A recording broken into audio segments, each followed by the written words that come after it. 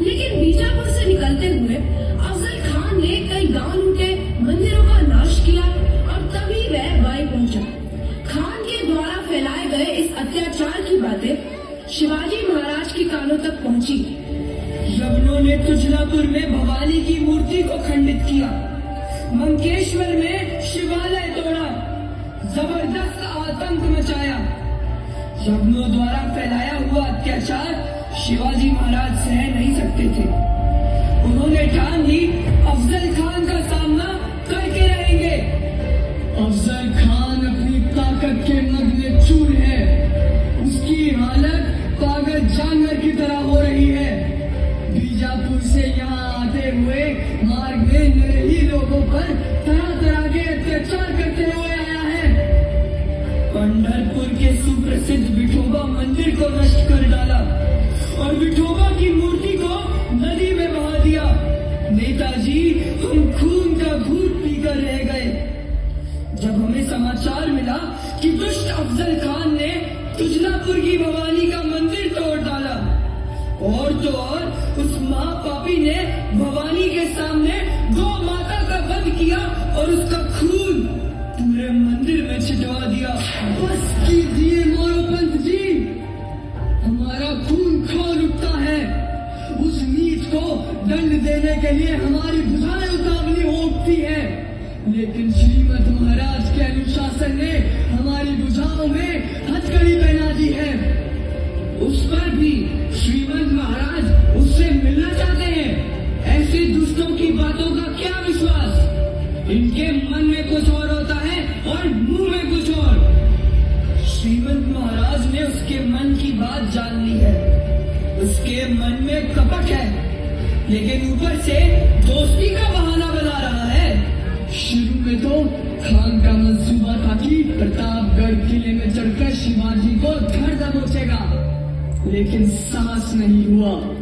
इसलिए किले के चारों तरफ अपनी विशाल सेना को फैला दिया और खुद लोमड़ी की तरह घात लगाकर बैठ गया।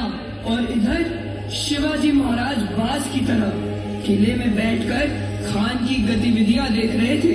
और मैंने तो सुना है अफजल खान अपने साथ लोहे का एक विशाल पिंजरा लेके आया है। लोहे का पिंजरा? वो किस लिए? श्रीमंत महाराज को पकड़ कर ले जाने के लिए। इतना भरोसा है उसे अपनी ताकत पर। सह्याद्री पर्वत के शेर को पिंजरे में बंद करके ले जाएगा ये पागल खान। उसके ये मंसूबे, हमें तरस आता है उस पर। जब श्रीमंत महाराज यह जानते हैं कि खान उन्हें धोखे से पकड़ना चाहता है, तो फिर उससे मिलने की क्या आवश्यकता है? क्या बातें हो रही हैं? क्षमा हो श्रीमंत महाराज, बस हम इसी विषय पर वार्ता कर रहे थे कि हमें आपका उस दुष्ट यवन से अकेले मिलने जाना ठीक नहीं लगता। नेताजी, आपका कहना सत्य है, लेकिन हमने भी बहुत सोच समझकर ये फैसला लिया है। लेकिन महाराज, माना कि हमने बहुत सारी लड़ाइयां लड़ी हैं, लेकिन इतनी बड़ी सेना से हमारा सामना आज तक नहीं हुआ। अफजल खान के साथ युद्ध का परिणाम अनिश्चित है। यदि हम हार गए तो हमारे स्वतंत्र महाराष्ट्र का सपने का क्या होगा? और इसलिए ही हमने उससे अकेले और बिन हथियार के मिलने का तय किया है। लेकिन श्रीमंत महाराज, अफजल खान धोखेबाज है और वो अवश्य आपको धोखा देगा। उसकी तैयारी भी हम करके जाएंगे। हमारा सुरक्षा कवच हमारी रक्षा करेगा और हमारा वागनर उसका सामना। नेताजी, ये मेरे जीवन की सबसे बड़ी परीक्षा की घड़ी है। आज मेरी शारीरिक शक्ति और स्फूर्ति की ही नहीं, बल्कि मेरी बुद्धि और मेरे विवेक की भी परीक्षा है। हमारे लिए क्या आदेश है महाराज?